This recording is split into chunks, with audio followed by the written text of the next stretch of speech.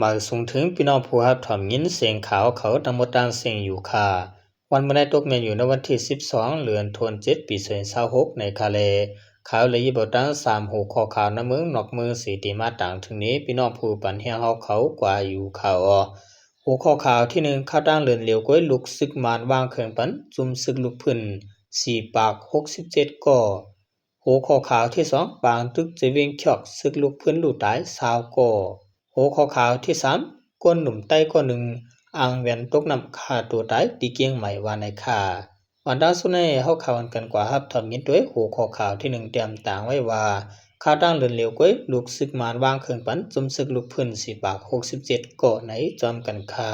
ปนมาในเรือนทวน6ซอย26เรือนเหลวก้อยลูกศึกมานปริมาณในปิตุจิตปัตตาศึกมานหัวก้น4ปาก67ก็เขาวางเครื่องตีชุมซึกลูกพื้นเขากว่าในสื่อข่าวซึกลูกพื้นเขาปืนเผาไว้หนังไหนในลิกปืนเผานั้นป้าไว้ว่า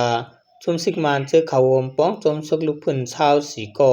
ที่เป็นลูกซึกมานชาว3ก่อเลยปริมาณ1ก่อในลูกซึกมานชาว3ก่อนั้นแต่6ก่อที่เป็นผู้อาจทำการซึกมาว่าไหนหรือนั้นซึกมันตาปากเศร้าก็ว่างเครื่องปันซึกลูกพื้นเสียเทียงตา3ปากเศร้า3ก็ย่อมตุปันซึกลูกพื้นเขาอยู่นั่นน่ะจะเป็นซึกมัน2ปากไว้31ก็ปริมาณ1ก็เลยปีตุจิต91ก็อันซึกมันว่างเครื่องย่อมซึกเขาโฮมจอมซุมซึกลูกพื้นเขาในแต่ก็ที่เป็นในปืนตีตึงเสียเกียงตึงมะกวยเมืองยางผึกเมืองระแขงเมืองยางเหลียงเมืองช้างตึงตาเหลือตึงตะกุงตึงปากคือแลตึงตะนาวสีเจอใน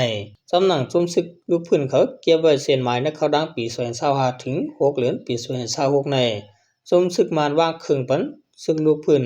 โหก้น3เอง8บาก76เกาะปืนเผาหนังไหนในข่าวจะได้ว่าวางเครื่องนำทิติค่ะ10แนวข่าวกันกว่าทำด้วยหัวข้อข่าวที่2เตรียมต่างไว้ว่าปางตึกจะเวียนช็อกจุมซึกลูกพื้นดูตาย20ก่อนในจอมกันค่ะซึกลูกพื้นหับตึกต่อสู่จอมสายซึกมาน่าจะเวียนช็อกตึงมะกวยดูตาย20ก่อนในภูเขาจุมตะเข็ดเขก้นเมืองก่อน1ลัดหนังไหนเมื่อวันที่17เดือน2026ยามกลางนะซึกลูกพื้นเขาตึกสายซึกมานอันโทซึกในเกวานชันซูมาแล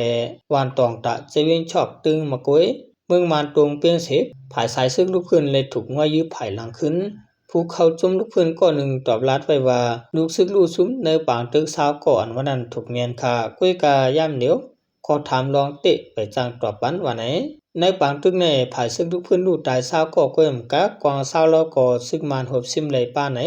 อากวางในตลิกรามอันกำแถมซึกมานปืนเผาไว้หนึ่งไหนเมื่อวันที่11เดือน2026ขยามกลางไหนเมื่อวานในก็เงาตรงลองซึกมันเอาตรนตึกโตปล่อยเสะจุมซึกลูกพื้น20ก่อนาจะวินจอกนั้น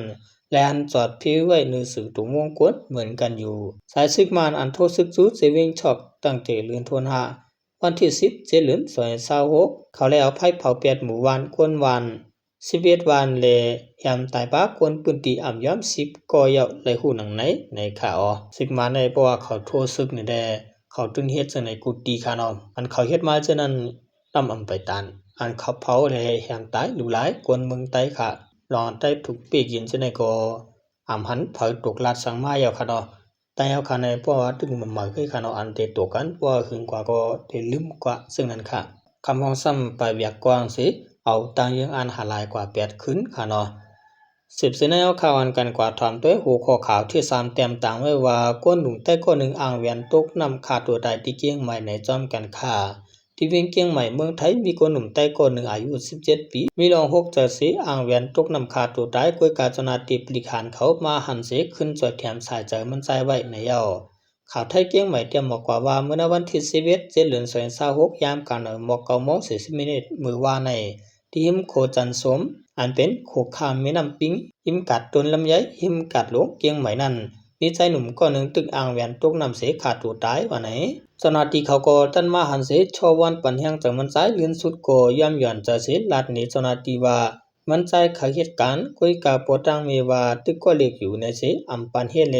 ยินจะเรียกสิสังวนที่เหตุซึ่งนั้นในเย้าเมื่อสนาทีถามว่าใครกินสังในจึงมันใจตอบว่าใครกินกาแฟ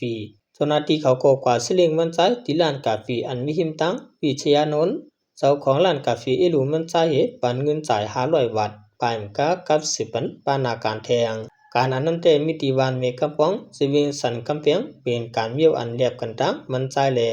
ส่วนเจอเมื่อโกกว่าเฮ็ดไรในเยาเจ้าหน้าที่เขาได้เอากาต่างก้นเป็นมือส่งมันใจให้ถึงเฮือนยิดหนังรอดเพ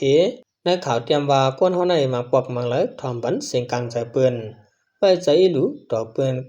กุ้ยก็จางจอยแถมเลยลองกินเจอที่สุดตาก้นก้อนหนึ่งตั้งจอยแถมเรียกอ่อนอันนึงในเป็นตั้งมุงมองบ่อยๆตาเปิ้นเยา